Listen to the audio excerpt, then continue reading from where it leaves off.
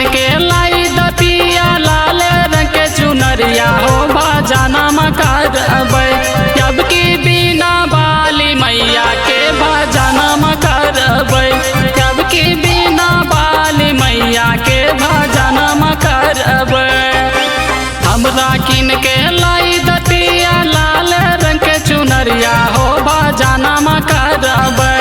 अब की बिना बाली मैया के भजना करबै। अब की बिना बाली मैया के भजना करबै।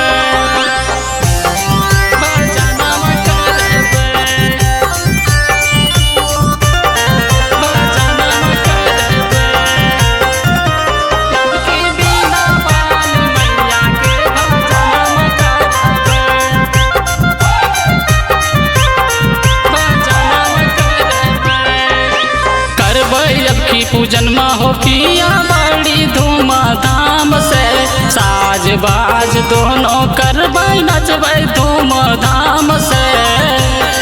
ए हो सुनो ना करबै अब की पूजन में हो पिया बड़ी धूमधाम से साज बाज दोनों करबै नचबै धूमधाम से।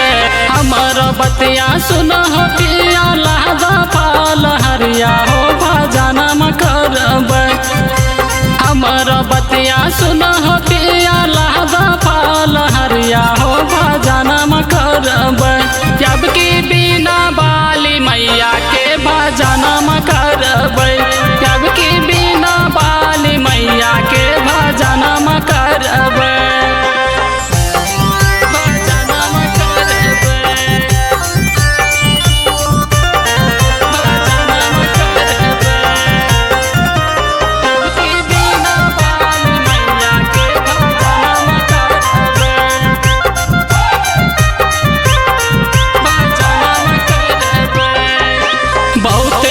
पर अलै पिया मैया के त्योहार हो मैया जी से मांग ले विद्या के भंडार हो।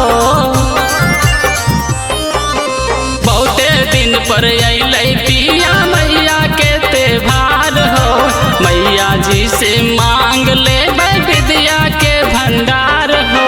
संजय दिवाकर सजन करते मैया के पूजन हो भजन करबै।